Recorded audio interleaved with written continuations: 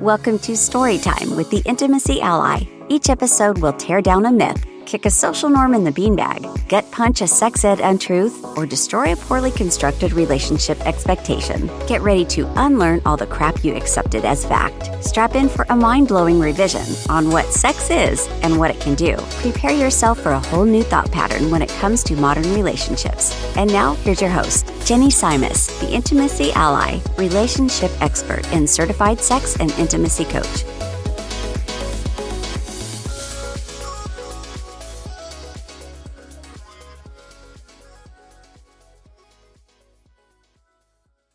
Hello, my lovelies. Welcome back to Storytime with the Intimacy Ally.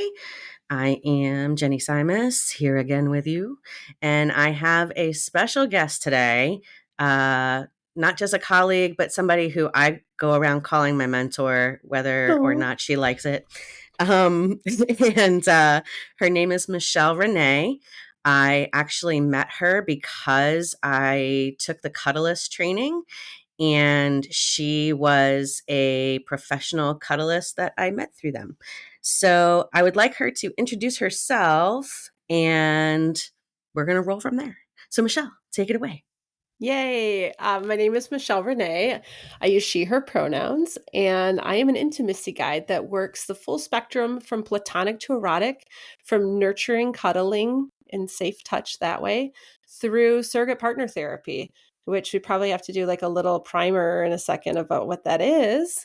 But basically, I work in emotional and physical intimacy in the full spectrum of the human experience. And I'm based in San Diego, California, but Jenny and I met back when I was living on the East Coast. And I was even able to pawn some of my moving stuff off on her before I left town. It's true. It's true. So we've met in real life. It's not just a virtual connection. And I'm totally down with you calling me a mentor. Yay! And I'm also the director of training at Cuddlist now, which was not the case when we first met. And we can't forget that I am the founder of Soft Cock Week, which is a week of education, appreciation, and normalization of the flaccid phallus. And right. So exactly. Yeah, that's why you're here. I think we're going to cover a little bit of all of that. Yeah. We're going to hit some stuff today, but yay that you don't mind me calling you my mentor. Not at all. Thank you also for normalizing pronouns. I love that. And we're going to normalize some other shit today. So let's dig in. First of all, I love on your website, which is humanconnectioncoach.com. I have two. I have humanconnectioncoach.com, and I also have meetmichellerenee.com, which is kind of my umbrella site where like I keep two of them. One's like the more like clinical how to work with me site, which is the Human Connection Coach, but the other one is kind of like where you find my media stuff and those kinds of like the umbrella of all the different kinds of work that I do and whatnot. Right. And you're also podcasting now too. Yes. The podcast is there. I have a blog there that I use once in a while. It's just like, it's the collection. It's your catch-all. Yeah. All right. But I love on your one site that you're describing yourself as the girl next door with a big heart, because that is how I see you. And I think that is one of the wonderful ways that you interact with people, just very like real and present and ready, to accept or give in such a meaningful way. So I want to talk to you and find out a little bit more about how you got here. Mm-hmm. Like, what was your life before you found, what entered you into this work? And then like, what was the crossover like for you? I think of what I've really thought about what my origin point was. Like, what is that one little nugget that changed everything? Mm-hmm. And I was married for 18 years. It wasn't a great marriage. It started when I met my would-be husband when I was 17. So we could talk about like, can you come out of a high school relationship in a healthy marriage or relationship? I don't know if you can. Right. But for lots of reasons, we stayed together well past the expiration date. And I actually at the time thought we were in a really pretty okay relationship, but I didn't know what I didn't know. So in hindsight, it wasn't great, but in the course of Mm-hmm. that 18 years, we had actually gotten to a pretty good place. I Right. don't want to say it was healthy, but for us, it was like a very neutral space. And we decided to open our relationship. And Mm-hmm. there was a woman in our life that she had orgasms really easily. And I Oh, didn't. I okay. had orgasms, but they were a struggle to the point that it made me not a big yes to sex because it was a lot of work. I was still Mm-hmm. participating in sex reluctantly, coercively, Yes. all of that, doing my duty, right? Mm-hmm. But Mm-hmm. Mm-hmm. but I was not prioritizing my pleasure because it was too fucking hard, right? It was And did just you know that was a thing that you could do at that point? no. I didn't Right. understand that the fact that I was putting my body through something that I wasn't actually really an enthusiastic yes about was actually killing that ability. Like it was Right. making it even harder. I was not making life better for myself. Mm-hmm. But this woman really inspired me to want to figure out how to orgasm easier. Like she Mm-hmm. was that little kernel of, I want to be like that. Why can't I be? I want to be multi-orgasmic, let alone Right. like have like consistent orgasms. I want to be able to have multiple orgasms. And And have them right be at that, explosive and delicious and last for minutes at a time. Right. yeah. And I could have done this years earlier, but I didn't know. Right. Right. And at that time, I came across Betty Dodson. Mm. I started to listen to everything she said. I listened to every podcast she was on. I read everything, and my marriage ended like literally the same month, maybe 2 weeks after I saw Betty Dodson's name in an article. Mm-hmm. Um, my now ex-husband asked for divorce, Oh, and okay. I was it was like a devil angel situation where there was a part of me that was devastated. I felt so betrayed. And I always thought, if nothing else, this man was never leaving me, good, bad, or ugly. Like I couldn't get Mm-hmm. rid of him. I asked for divorce so many times in that marriage, but because I didn't have a stay-at-home mom, I didn't have a way out. And he Right. didn't want to let me go. I really couldn't leave. At least that's how I Right. saw it. I was not able to rescue myself. I was waiting for somebody, white knight to show up and sweep Right. me away. And that's the God honest truth. I did not see a way to rescue myself in that situation. And I feel It, like you are not alone in that. no, I feel like no. so many people are stuck there. It And made so much sense to me at the time. And I look back at it now and I had to do a lot of therapy to let go of the shame around that mm-hmm. because I look at myself now and it's just a completely different person. So So he ends things. Part of me is like, this is your chance, babe. Like you've wanted out of Mm-hmm. this relationship since pretty much right after we got married, but then I ended up pregnant and like there's a whole story there. And I have a podcast now. You can probably listen to some of that story in that Right. podcast. Intimacy Um, lab, correct? yes, the intimacy lab. Yes. Um, but so I found Betty. So Betty Dodson is this badass at the time 85-year-old woman who was teaching Mm. masturbation classes in her Manhattan apartment, and she has this amazing memoir. If you ever want to be sexually empowered and you need a little booster, read Betty's memoir. And I was reading Betty's memoir. I was going through everything that she had available publicly. I signed up for the workshop that And that's body November. sex, right? Body sex. Yep. Right. Um, I I say Betty walked me out of my divorce, even though Mm. I hadn't met her yet. I didn't meet her until about 6 months later. I'm And so I'm so jealous that you got to meet her, and like my journey, was years later. She had already passed. yeah, no, it was But I am so impressed and also jealous that you got to meet her and work with her. Ugh. it's like rock star moment, right? And by the time I met her that November, it was November 2014, I knew I wanted to do hands-on sex ed. I was coming out of this divorce as a stay-at-home mom with a background in accounting, and I knew I couldn't see myself working in an office. Like it Mm-hmm. just made my skin crawl. And I felt really called to this because I felt really comfortable talking about sex, and I'd come so far in my own journey just in that 6 months of like really like being more body neutral, actually having love and adoration for my vulva, which before that in my life, I was uncomfortable with it. Why would anybody want to go down there? I had no good feelings about it. And by this point, I'm taking pictures of my vulva. I'm sending them to my friends. Yes. I learned how to masturbate. I had masturbated occasionally before that. Mm-hmm. Out of more spite to my husband at the time. Like, you're not going to control all of my sexuality. Like, I Right. had a vibrator and he would like booby trap it to see if it had moved during the day. I should be saving all What? of my sex for him. It was not Wow. healthy. It was not healthy. So No. I never masturbated because I wanted to. I masturbated like haha, you won't control every part of it. It was like a father-daughter relationship in that power God. dynamic kind of way of I've like, never understood why men have a problem with women masturbating, but like we kind of accept it as like, it's part and parcel if you're marrying a dude. it was short-sighted. It Mm-hmm. was so short-sighted because once I learned to masturbate and figure out what I liked, my You partnered could sex ask for. changed Mm-hmm. so much. So I was a different person.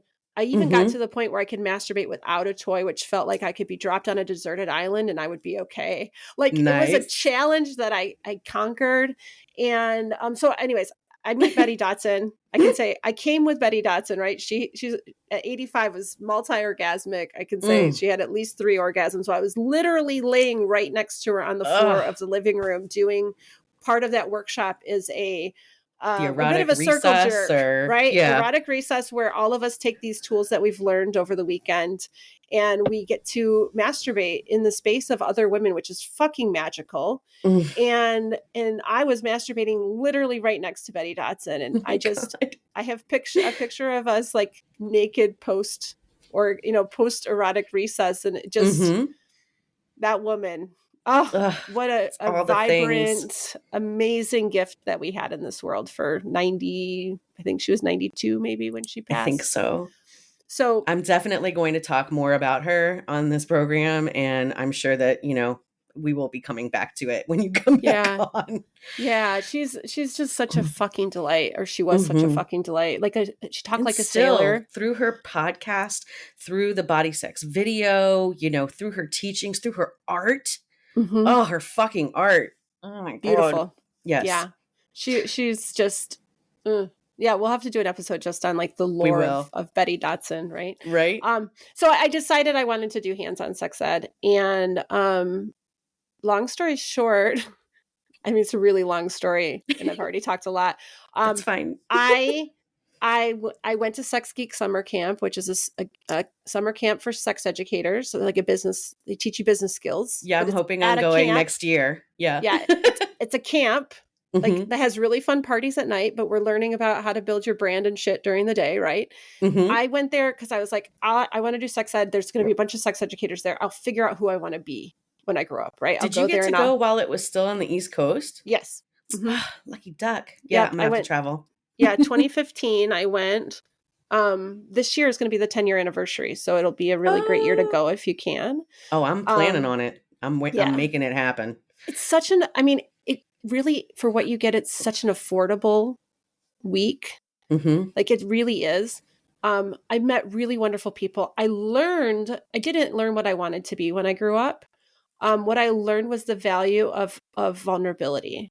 Mm. I left camp with this personal kind of, this is how I'm going to show up in the world, of talking about my fear. Yes. I went home to my partner and I started to say things like, okay, I have this fear showing up for me right now. I just need to share it with you.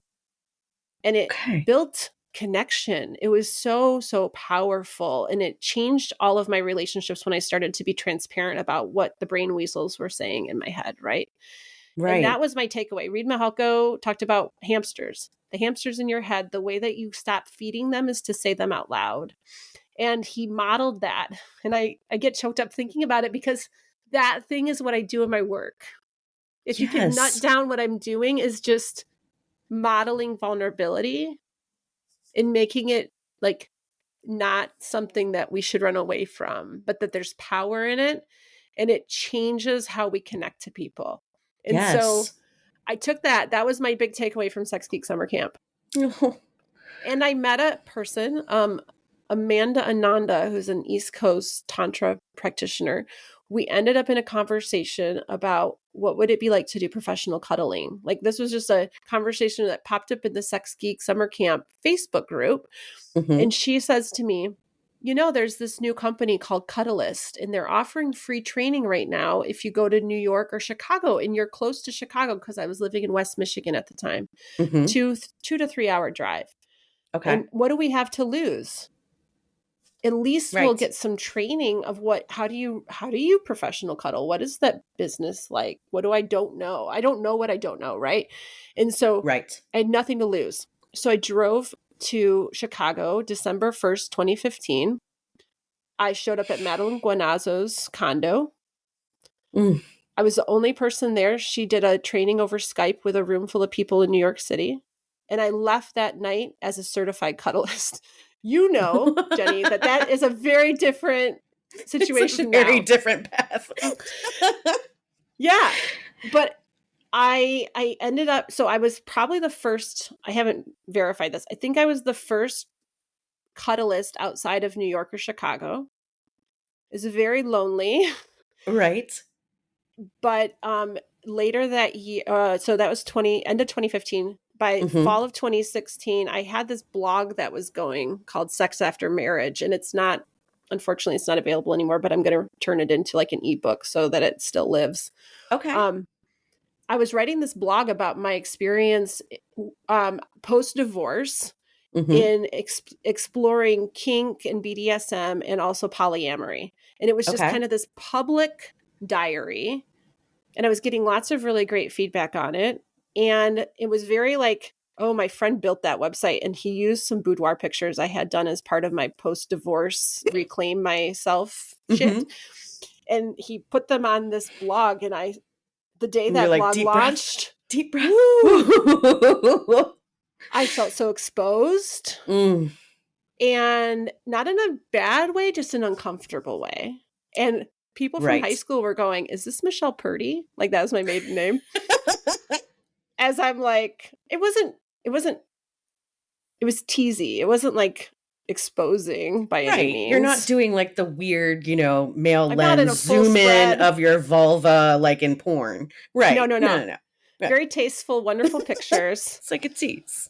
But out there. So anyways, fast forward. I had this blog going, and Adam Lippin, who was the co-founder of Cuddlist with Madeline Guanazzo, emails me one day and says, hey, we see you have this blog and that you can write. Could you answer some emails for us? Like, we just need some administrative help. And I was like, okay, like, yeah, I can do that.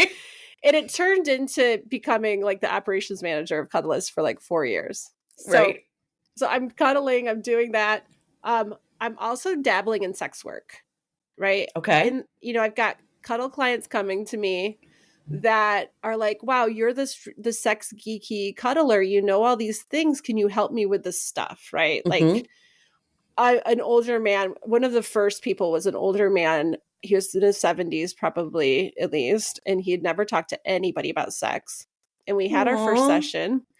And afterwards he says, does anything weird ever happen to your clients after they see you? And I was like, you're going to have to tell me what weird means, right? So let's talk about that at our next session.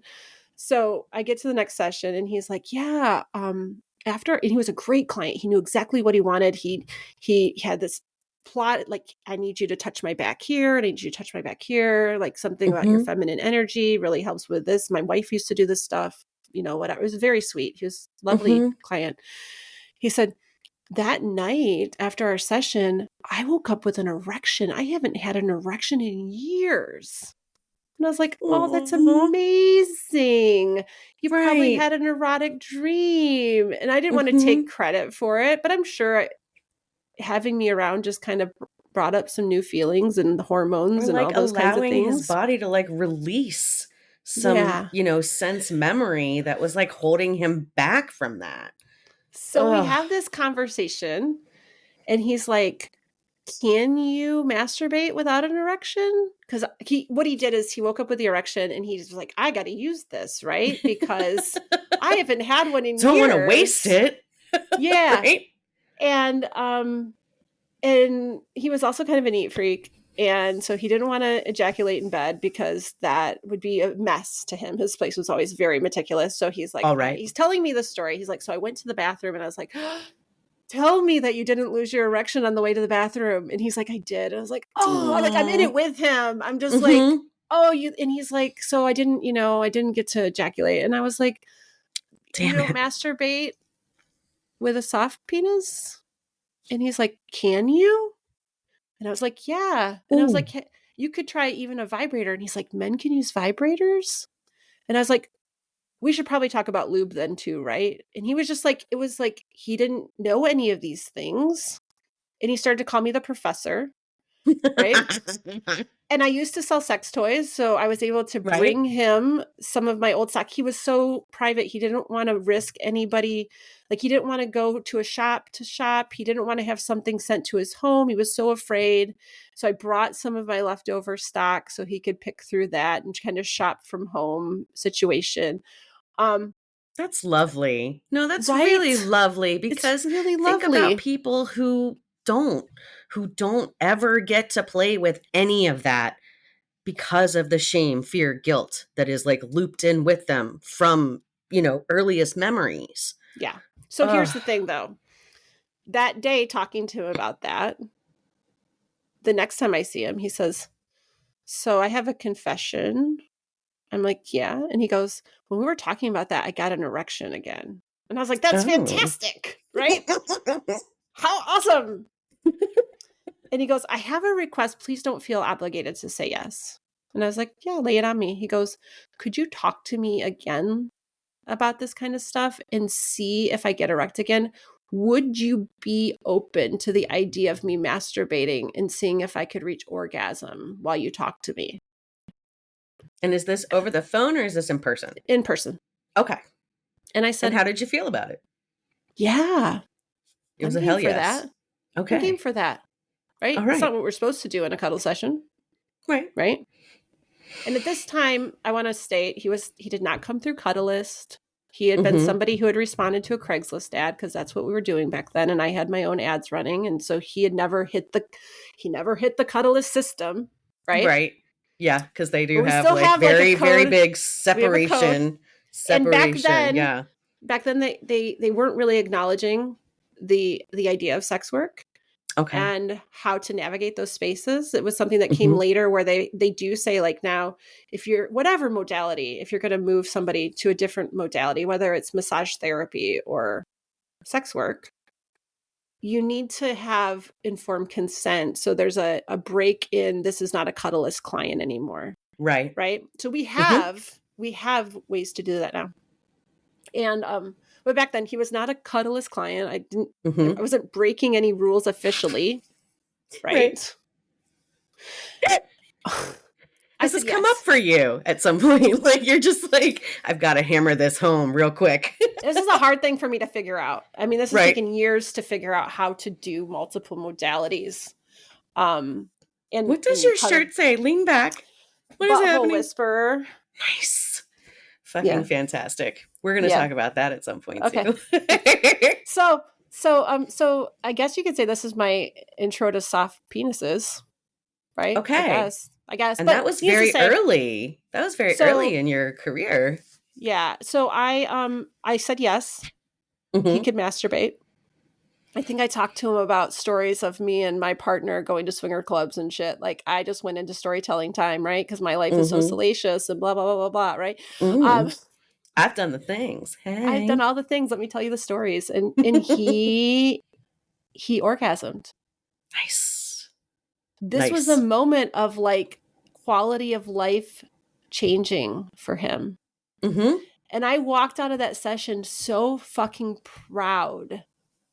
And my heart just like, I got to help this person achieve something he hadn't felt in so many years. Right. And that's when I was like, I love sex work. I love cuddling too, but this was a different satisfaction. Mm-hmm. This was a different satisfaction.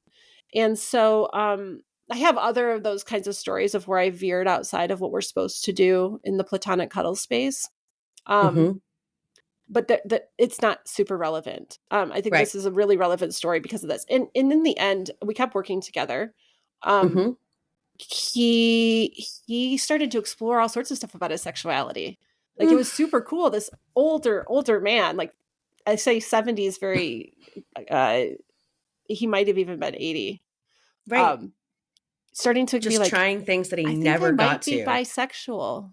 Oh, fucking yes. He never talked to anybody. He had, I said at one point, he had some heart stuff. And I said, have you, he was asking me questions about some things he was noticing during masturbation. Mm-hmm. And I said, you should really talk to your cardiologist about this. And he goes, oh, I've never talked to anybody about sex but you. Aw. Like, I was his first access point to any of this. And so that certainly played into moving to California to be with my partner. I realized I could probably do surrogate partner therapy now.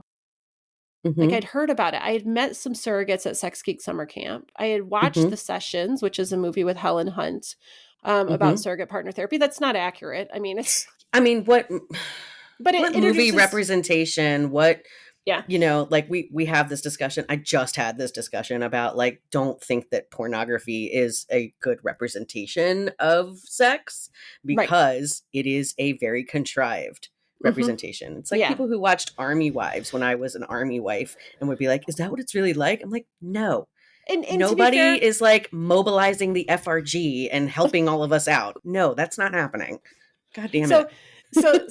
so surrogate partner therapy is represented in that movie, but it has evolved a lot over the years, and we never did come back. So this is a great place to say, what is surrogate partner therapy? As of It right is. now, Michelle, what is yeah, surrogate partner yeah. therapy?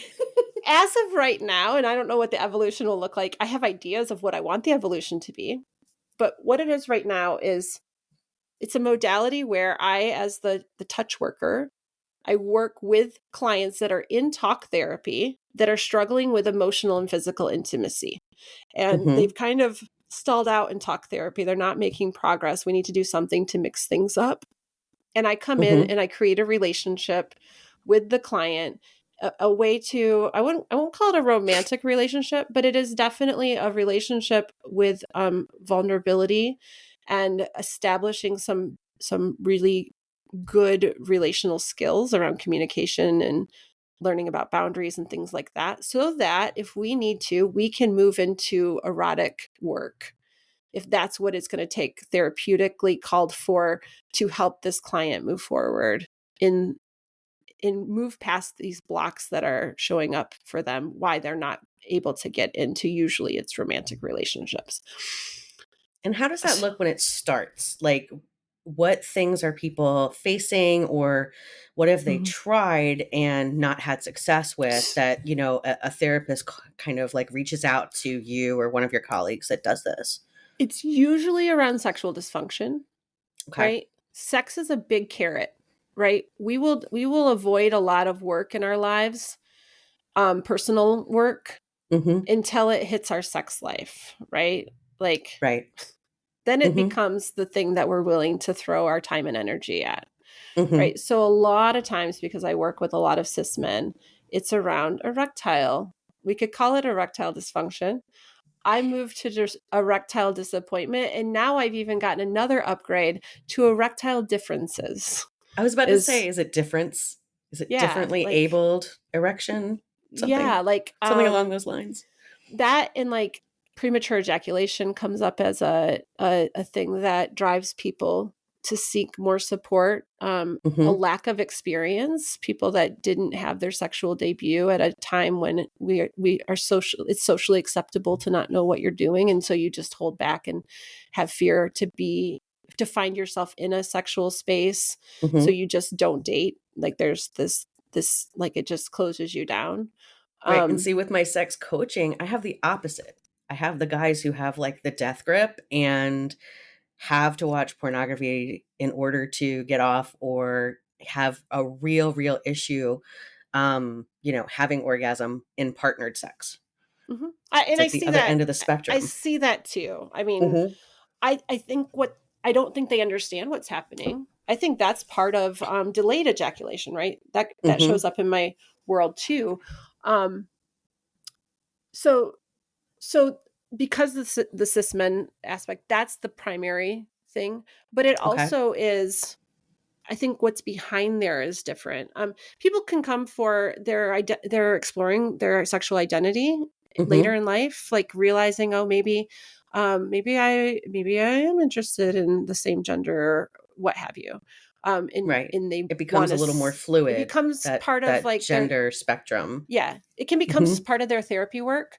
Um, Gender identity, Okay. like That's a big one. I've worked with trans clients that they spent a long time in their history figuring out their gender, and they put their sexuality in a box, and now they're ready to pull the sexuality part out. But how do you do that and join, like, some people can't just jump into the dating world because they just feel stuck again because of a lack of experience.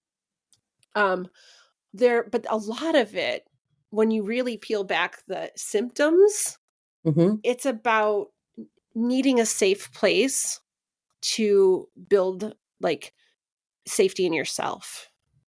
Right. Like So a safe place to explore, or sexual assault backgrounds mm-hmm. underlie a lot of this, right?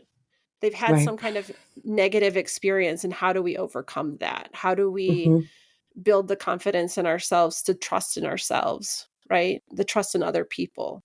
So it's a lot like what we do in cuddling. Low key, people come to professional cuddlers sometimes because they're lonely, sometimes because they're touch starved, but sometimes it's because they need, like, I always say, like, I feel like if I'm going to oversimplify the cuddle audience for me, is like, men come because they're touch starved, and just to gender binary this, women come because they want to work on boundaries. Okay. I don't know if you've experienced this, or if you've, I know that, like, for me, I think that men come because they are trying to push boundaries and see if I am possibly a sex worker. And you have helped me get real that's clear because you're on new. that. That's Yes. because you're new, And to there's tell them, no, that is not what's up. Sorry. I am full on monog at the moment. So no, not even a question.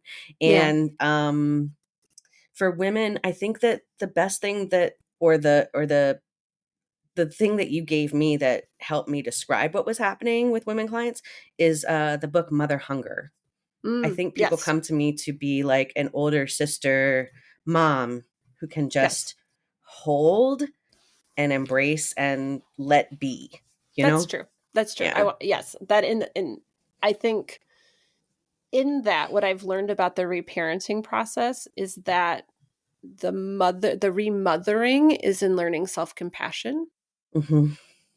And what again, I read a lot. The one book I'm specifically referencing, if anybody's interested, is Complex PTSD from Surviving to Thriving by Pete Walker. And he talks about reparenting by committee. And I think of the talk therapist as a committee member. And I think of us in touch work as a committee member, whether you're coming in as a cuddler, or surrogate partner, or sex worker, or whatever that piece is. So the refathering is about learning self-protection. Okay. And I think about my own personal journey, and I've gotten really good at the self-compassion. And now I'm working on the self-protection, meaning how to keep myself safe. Okay. Not walled off, but really taking care of my inner child. Like in a protective way. Right. Like I've got you. And that's a common internal dialogue I have with my inner child is, I know I haven't always been good at this. I get why you're scared, and I've got it. I can take care of you. Right. Right. And I think some of that is definitely part of that is the process they learn in their time with us. Maybe unconsciously. But that mother hunger, that's where they start to learn self-compassion. Definitely. So back to just real quick, back to Mm-hmm. surrogate partner Mm-hmm. therapy. So I think that this is probably so I am not a surrogate partner. I just know a lot of you. Mm-hmm. Um, and I think that a question that I get a lot is, what do you mean? What do you mean you're going to work on sex issues like in a triad? What does that mean? What does that Yeah. look What does it like? look Like, are like? you doing that like with your therapist, like taking notes? And, that seems so like Yeah. lab work. Ugh. Yeah. And, No. So and yeah, yeah. the client will have had an established relationship with the talk therapist first. Right? Hmm. They don't just get to go to a therapist and say, okay, I'm ready to do surrogate partner therapy. You get to be my therapist and this person gets to be my surrogate and we're just going to jump in and get started. It Right. doesn't work that way, at least not for me.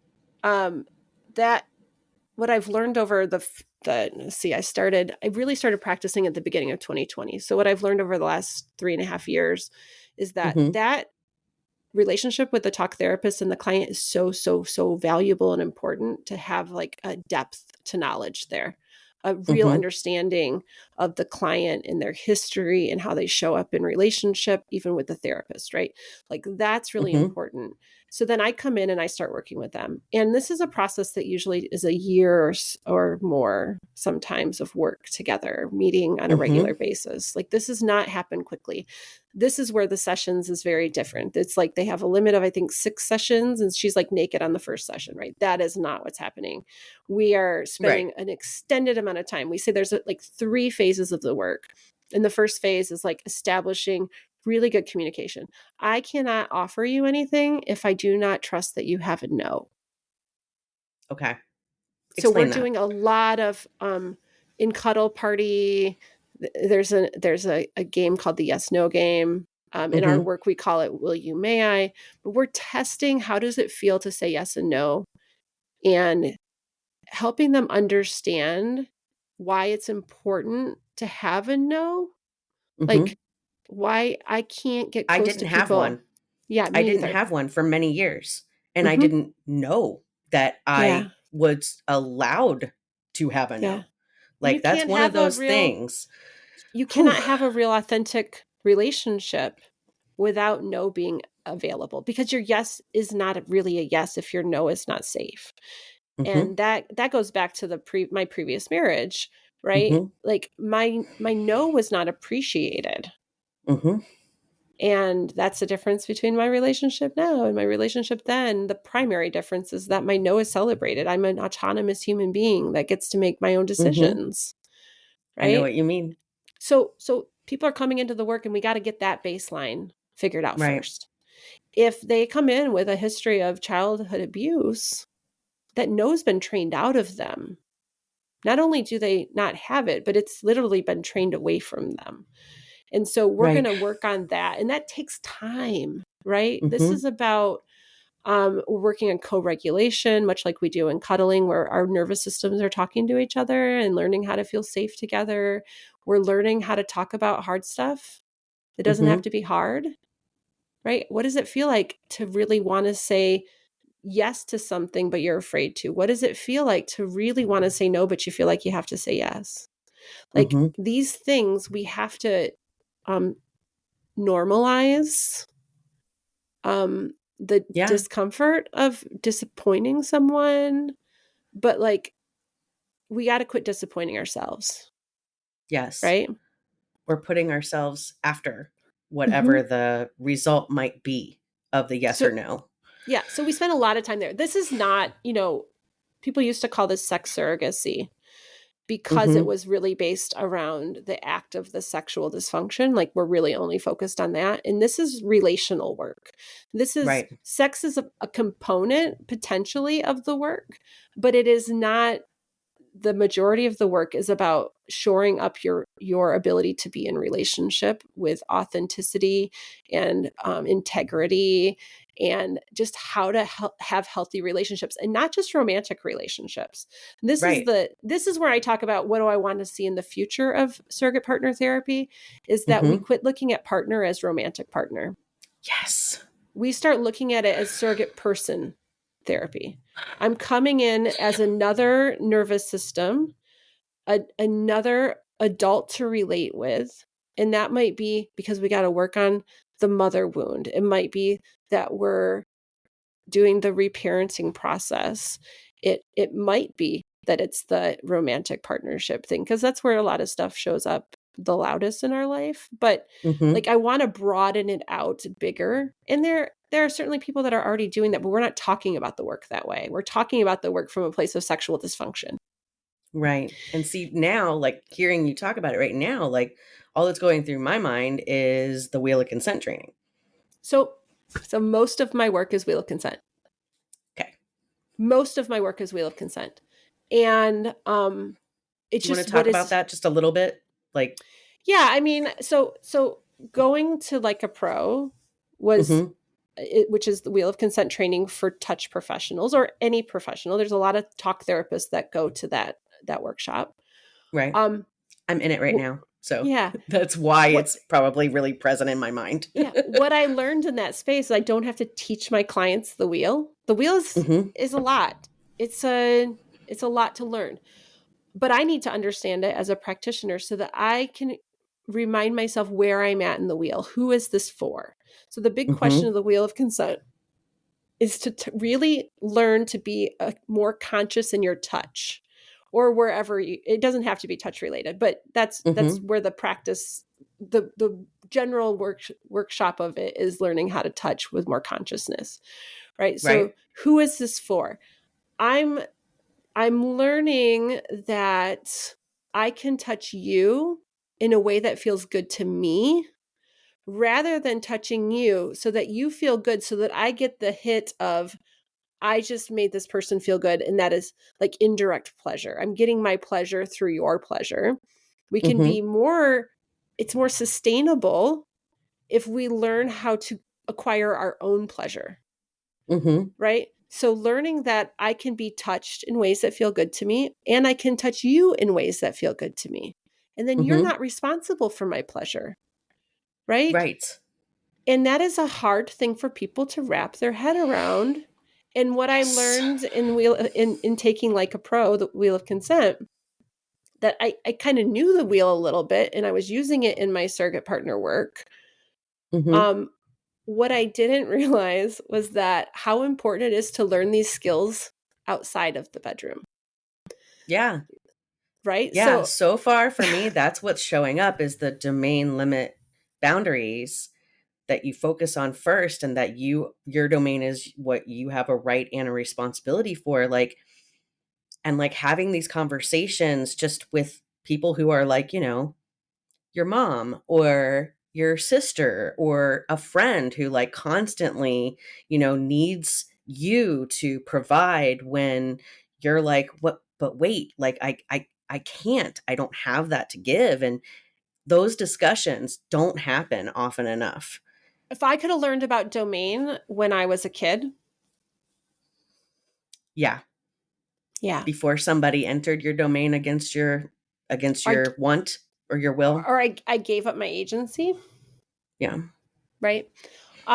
So I learned at Like a Pro that I don't have to teach all the intricacies of the Wheel of Consent. I'm really I'm in my work, I'm teaching them about who is this for, and taking their ego out of it. Because when I first started surrogate partner therapy, I remember being with a client and they said, can I touch your vulva? And I said, yes, but who is it for? This is the first time I ever brought the question, who is it for, into our work, was in this moment. And he got very like, well, of course it's for you. And I go, is it? Is it? But the idea that he would want to touch it for him felt like a negative thing. And it's just about being honest. Right. Because if you're asking to touch my vulva and I'm supposed to perform in a certain way, like, it's so much more freeing to say, you want to touch my vulva for you? Touch away. I am totally a yes for that. But if I'm expected to respond in a certain way so that you can get that indirect pleasure, no, No, thanks. And so going to Like a Pro, And taking that back to my work just helped solidify all the things that I kind of already knew, but I didn't really know. Like that workshop is the best, I think, training for anybody working in touch. Right. Yeah. And I mean, just in general, the Wheel of Consent workshops, like I say a lot of times when I don't work with couples very often. My sweet spot is singles. When I get a couple that's like, we're struggling in something, usually sexual intimacy related, I always go, okay, you ready to turn your relationship upside down a little bit? Because I think you need a new paradigm. Right. And if I send them off to read, Betty Martin's The Art of Receiving and Giving, or send them off to some of Betty's videos. Right. Right. Boy, are they going to have to take a real deep look at how they've been maneuvering through their relationship. Yep. Yeah. It's And it's they probably need a marriage counselor too. You know what I mean? Like, here's a book with a side of therapy, right? Because relationship dynamics are going to change. Yeah. And I think that that's really important when you talk about surrogate partner therapy, is that it's not sex surrogacy. It's not. It is relationship surrogacy. It's relationship work. It is learning how to relate. It is the thing that's fucking missing from our sex ed. We don't get taught that. I mean, granted, there's lots of things missing from our sex ed, but but the part where you don't get to just want this and expect that means someone else wants it too is really lost on a lot of people. Or that you don't have to want the same thing that your partner does. You can be willing. Right? Like, there's a very big difference between relenting and being willing, but maybe not wanting. Right? If I want something, it's for me. If I'm willing, it's for the other person. And those don't have to be at odds or a negative thing, as long as you're within your autonomy, within your agency, within your domain, like inside the wheel and not outside the wheel. Right. And just very clear and honest. Yeah, there's a lot of nuance. I don't think that the general person is going to understand and connect all the dots of this.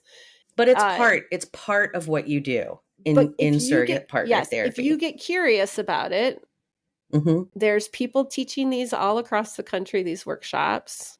There's books where you don't even have to go to the workshop. You can get the book and work through it with your partner. Betty Martin has free videos on all this stuff on her website. Like, you can do a lot of this. And I'll put that in the show notes. Yeah. Yep. You can do a lot of this on your own. If you want to self-help your way through this, you can do that. And here's a side gig that I think would work really well for a lot of surrogate partners, is you could go and find someone to help you figure these exercises out, because maybe they aren't translating well and you need a third person to come in and help you and your partner connect the dots on some of this stuff. So yes, surrogate partner is a lot of Wheel of Consent work. And when you start to touch with consciousness, you can start to touch more places of the body with consciousness, right? And that's what we do, is we can take it to a further level. I can go all the way to partnered sex, to penis and vagina sex, if it feels therapeutically relevant to the work, and all of us are a yes to it. If any of us, the therapist, myself, or the client, are a no, we stop. And so my personal boundaries on surrogate partner therapy have started to shift.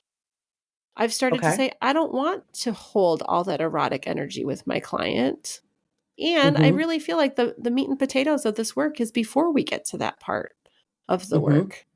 And as a sex worker, I don't feel that it is financially equitable for me to offer those services as part of surrogate partner therapy. And so I'm not doing that anymore. And I'm finding that I'm not the only surrogate partner that is having more limited boundaries around the work. So this goes back Okay. into my bigger picture. Mm-hmm. I want to see more surrogate partners that offer more of a platonic experience. Right. So it's like we go back to professional cuddling. Right. I want to see basically platonic surrogate partner therapy, which is like professional cuddling, but with more structure, more training, Yeah. And right? well, so would it be in the triadic model? We in my industry, we only call it surrogate partner therapy when it is in triadic model. Right. So what you're saying, like, I'm just trying to be clear because, like, people can Yeah. go, and find a cuddle therapist Mm-hmm. lots of different places, but this would be Yeah. more of a thing like, okay, we're doing this as part of your already, initiated and grounded Mm-hmm. There's psychotherapy. goals, right? Hmm. There's clear goals. I think of surrogate partner therapy as just more structured work. We come Like a in with, treatment plan, yeah, or we yeah. have a different toolbox. Hmm. If you've only been trained in professional cuddling, and I'm just going to speak specifically of cuddlists because that's my Hmm. only background. I have never been trained by anybody else. Hmm. You have some really great skills to get started. But just at a basic training, probably I don't know that you should be working with people with a lot of trauma. Right. That's something every individual will decide where they feel like they're a good fit. And knowing our Hmm. limits is really important, and knowing when we're outside of our scope. And we Right. don't want to. We want to do our best to create as safe a container as we can. We cannot guarantee 100% safety, Right. no matter what kind of work you're doing. But we should know our limits. We should Hmm. know, like, part of doing any of this hands-on, any helper profession Right. is about doing our own work. Hmm.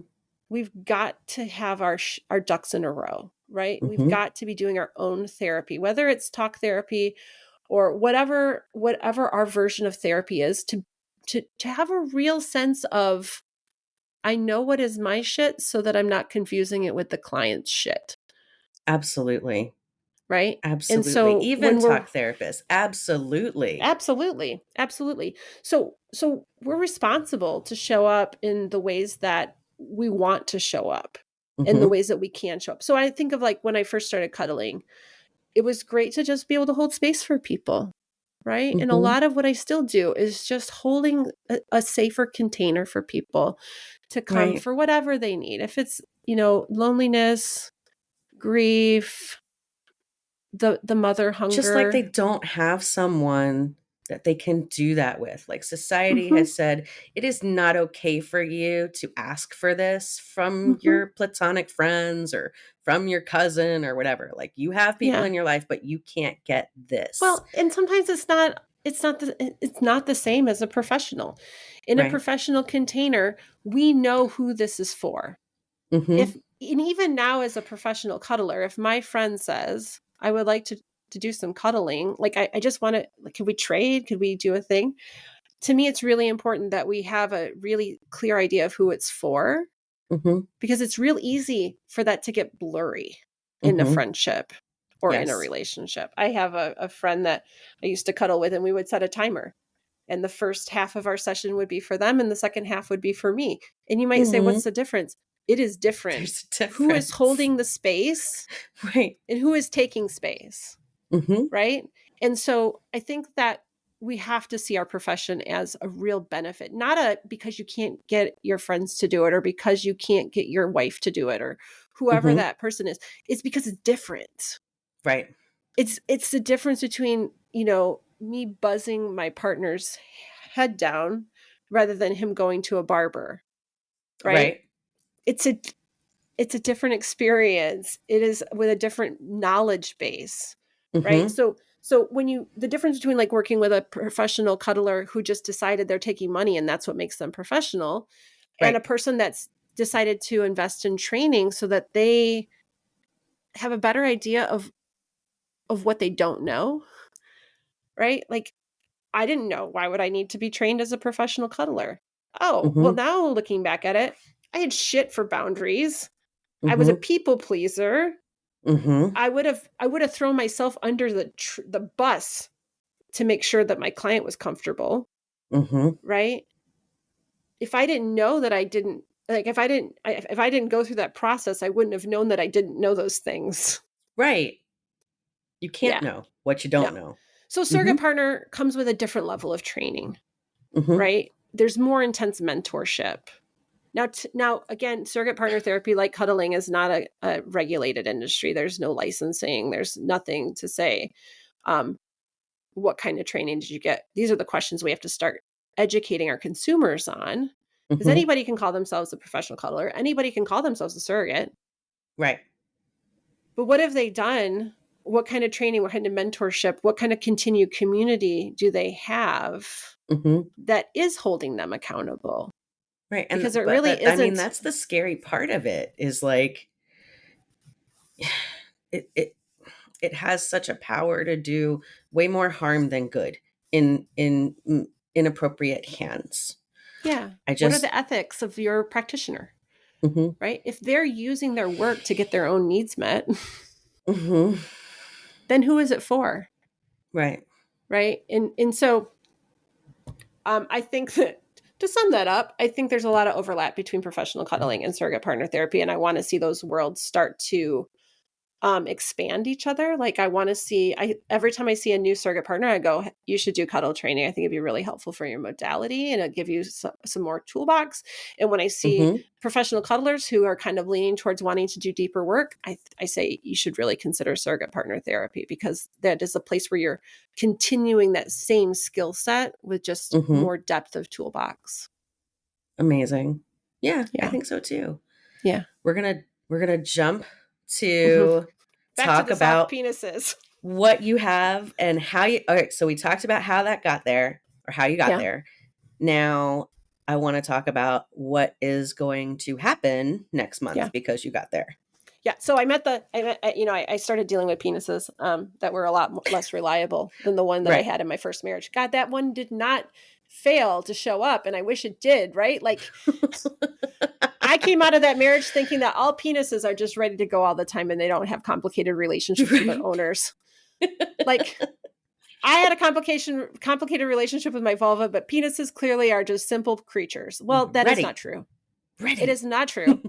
I learned that through, my first year of post-divorce of, like, I call it dating with quotes, but more like it was just the penis buffet, right? I was just shopping at the penis buffet, and I quickly learned there is not one that doesn't have a complicated relationship, right? It was just, fair enough. I had to learn that the hard way. There's so many puns here, right? But amazing. I had to learn that how a penis responds to me is not about how the person feels about me. So to the partners of penis owners, their difficulty around erection, or the difference in their erection, is not a reflection of you. Full stop. And we gotta expand our idea of what sex is. This whole soft cock week got kind of launched because I was on a couple of interviews with my colleague Brian Gibney, my work husband, and we did a couple of interviews last summer where we started to talk about, like, we kind of low key teach people how to queer their sex. Okay, fair enough. Like, I think about queer sex versus, like, heteronormative sex. And where penis and vagina, man climaxes, women might. That is the norm, right? Gold standard, right? We do a little bit of the ugly word of foreplay. I hate that word. Yeah. So that we can get to the real sex, right? Right. So if you're having the only sex that matters, yes. Yeah. If you're having erectile differences, and it makes the real sex hard to get to, right? We stop having sex? Like, why? We stop having sex, or we start taking pills, right? Oh, there's lots of options out there, right? Yeah. And they come with with potential side effects. I want to acknowledge that these things don't happen with no problems, right? I have a friend who I don't remember if he was taking Viagra or Cialis, which one it was, but he had a stroke. Like, these Ooh. things are not without risk. You know, you can go do injections, you can do implants. There's lots of ways around this. And I think everybody should have, again, the autonomy to make those decisions with enough education to know a full range of what the options are. Here's the thing. You can still have sex without an erect penis. And you can still masturbate without an erect penis. Well, like, you know, I like to go back to the orgasm gap. Okay. Who is not struggling in the orgasm gap world? I don't know. Men? The lesbians. Oh, the lesbians. Men are not struggling. Right. In the partnered sex. Okay. If we look at the coupledom, who is not struggling? The lesbians. Lesbians. All right. Is there an erect penis in the lesbian sexual encounter? No. Not all the time. Like, there might be toys, but there might be most toys. likely, no. There can be toys in the heterosexual relationship also. Right? And so, like... Okay, so there's not an actual erect penis. I'm with you now. Sorry. Yeah. I was like, there's something that could mimic it, but there's not. Yeah. Okay. Yeah. The OEM, the original operating whatever, right? The how it came off the factory floor, right? Like, so when I say low key queering your sex, it's like when I work with people in the sexual sphere.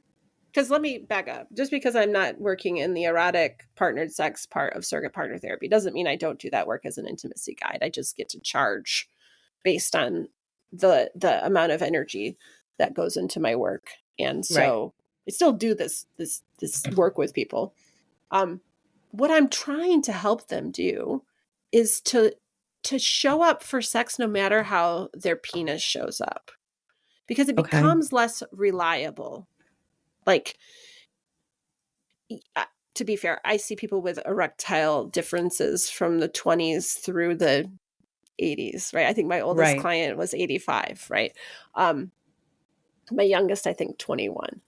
And not necessarily that they all had erectile issues, but in the 20s, they definitely are showing up with erectile issues. And I think a lot of it is pressure.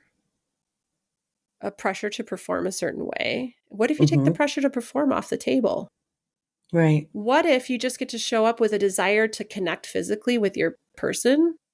And we ask the question, like you're doing in Wheel of Consent right now, what would feel good to you right now? Maybe it's not even sex or sexual contact to start with. Maybe it's, I just want a nice soft touch all across my backside, right? And we start there and we just get real present with what would feel good right now and use the tools that we have available to us. Right. So if your penis isn't showing up, what else can be done? I just want to highlight my t-shirt again. For those only listening, says Butthole Whisperer. Right? Because we could think about, like, if you're in a heterosexual relationship, well, yeah, your partner can, your female partner can still have a lot of pleasure. There's oral sex, there's hand sex. I'm a big, if I only had access to one kind of sex for the rest of my life, I would take hand sex over anything else. Right. Like, there's lots of ways to get to if you're looking to get to orgasm. I think pleasure should be expanded beyond goal-oriented sex of we've got to get to the orgasm, but orgasms feel fucking great. Yeah. Right? I don't want to deny that. If you're an orgasmic person, of course we want orgasms, right? Right. So we could look at, okay, yeah, you can, oral sex and hand sex and these things, but penis owners, they can have pleasure too, even if they don't have an erection show up. And so there's, if you still have a prostate, there's, prostate play. That's why I'm the butthole whisperer. I never, said no to I never found a butthole I didn't like. I wish I could have a prostate for 24 hours. I wish I could have a penis for 24 hours so I could have a prostate, right? Like these things, these are like, I want to know what that feels like. Yeah. I have people, and if you're not into it, it's okay. I think that if you haven't started, because I love prostate so much, I get a lot of people in my life that go, you clearly are big into prostate massages. I've never had one before. Would you be open to like giving me one? And I'm like, yeah. But if they've never eroticized the experience, a lot of times they just go, meh, like, I don't really get it. I'm Right. neutral at best. And I'm like, cool, you haven't found it a turn on yet.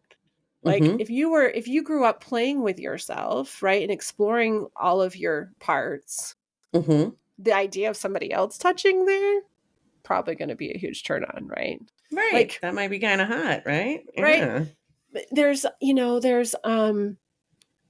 throw in BDSM into the mix, right? And now you're talking power dynamics and maybe you're not allowed to have an erection. What does that sex look like? What happens if we just change things up from the fucking regular, I'm going to touch your boobs, lick your pussy, stick my dick in. Like, what happens This if is the way. This is the only way, right? Which, to be fair, PIV sex doesn't work for most vulva owners. Like, as far as orgasm goes, like 72% can't have a orgasm from penis and vagina Penetration sex alone. Yeah. Right? They need clitoral stimulation, and then it becomes much more accessible.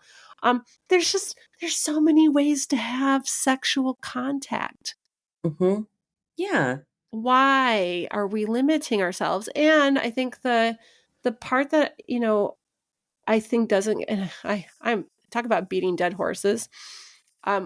We are starting. I am starting the Soft Cock Week podcast this year. This is year number 2. This is where I've decided to throw my energy. We are having a new interview come out every day during that week, and I don't know if there's what week one. Is it? It's November 5th to 11th. Yep. So we start on Sunday and on Saturday. It's a weird week, but that's how I did it. And we don't have a lot of events. We have like a soft cock, soft opener or soft launch. I don't remember what we called it. Anyways, that starts on Sunday the 5th. Yeah. And that's it's like a town hall. People are invited to come talk. It's not recorded, so everybody's privacy is honored. But it's a place we have some facilitators that are going to facilitate conversation. Just a place, a lot of grief shows up there, the morning of like penis changes, body changes.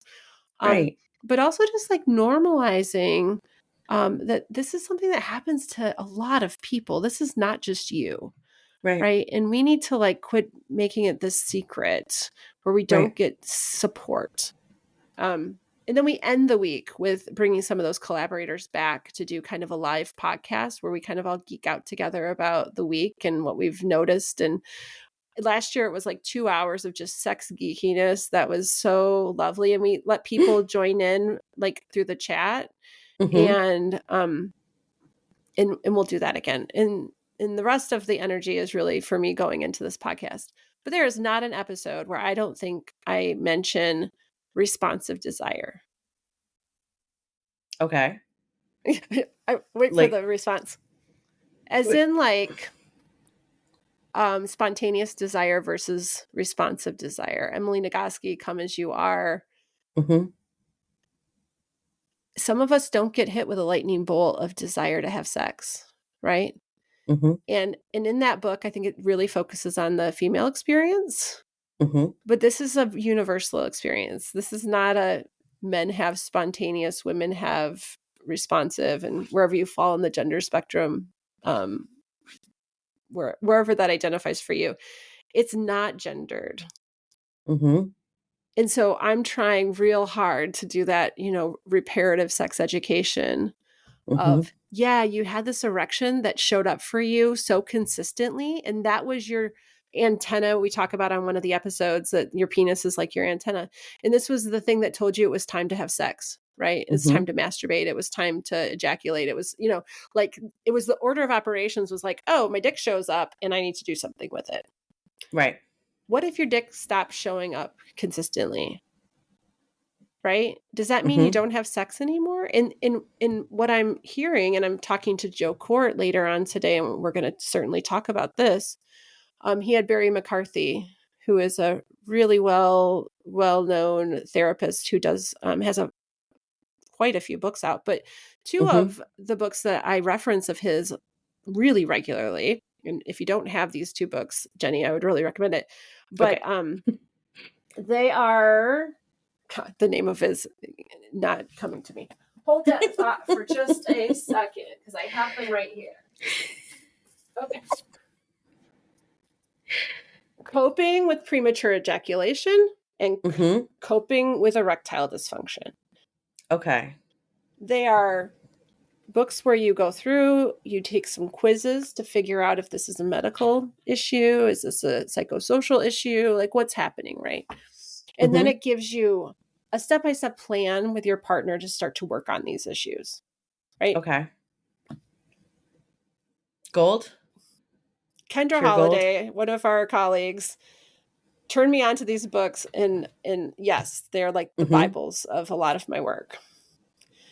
So Barry was on Joe Court's podcast, and he said that in a lot of heterosexual relationships, it's the men that stop pursuing sex because they have unreliable erections. So they just shut it all down. They don't want to even try if, heaven forbid, they don't get an erection. And they don't know about responsive desire. I have responsive desire. I have to become aroused before I have a desire for sex. Right. Well, I think that might be very common. It is, but we don't talk about it. Okay. So if I'm not aroused and I'm not thinking about sex, right? Like there's nothing in my body saying, I want to fuck right now. I know this about myself, that I have to get to arousal first. So how do I do that? We have to create these owner manuals for ourselves of how does this engine work? Right? I know for myself, we have to figure out what are our brakes and accelerators, the dual control response model, right? Like I know that one of my brakes that really turns me off is expectations. All right. That's not just expectation from my partner, but internal expectations. Right. If you tell me schedule sex, nope. You can schedule time with me to connect. Right. You put an expectation that we're going to have sex. Nope. No. Can't do it. So for me, it's like, we're going to schedule time to connect. That's going to be probably some vulnerable conversation, some cuddling, some nudity, some touch. Again, what would feel good to you right now? Oh, could you just whisper light touches across my back? Oh, that turns my skin on, right? And then I start to become aroused, and then sexual desire shows up for me. We got to teach people to do this. Right. Right. And so that's a big message this year that I will probably die. It'll probably be on my tombstone. Something about you're not broken. You just have responsive desire. Right. Yeah. And I feel like, especially for, penis havers versus, vulva, vagina, clitoris havers, that expectation of this works this way, this gets hard by itself, I don't have control over that most of the time, and then I do something about it. That starts like when they go through puberty, and then it's ingrained in there for 12, 15 years before your brain's even developed. And then it starts to fail you, and you're like, what the fuck? Yeah. I don't even know what to do here. Like, I didn't have to turn this on. I didn't have to do that. Yeah. And you can have desire and not have a hard dick. And you can still have sex. And you can still have pleasure. And you can Say still that have first sentence again. You can have what? You can have desire what? You can have desire and not have a hard dick. Yeah. And I think that the partners need to hear that too. I really do. Because I think that those guys it's not all in their head, and it's not like a thing that they're just piling the shame and guilt on.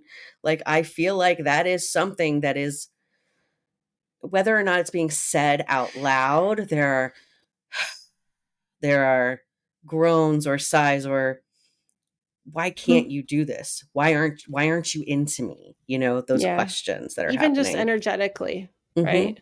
Yeah. Like, I think that's what one of my favorite compliments from a client was like how much my enthusiasm for playing with a soft penis changed how he viewed his soft penis. Like, they're fun. They're cute. They're soft. They're cute. The velvety sensation. I do think they're cute. I think a soft penis is way cuter than, right. maybe It's more attractive. it's the word cute. I find I'm more drawn to a soft penis to touch it and like love it than I am a hard penis. They're useful.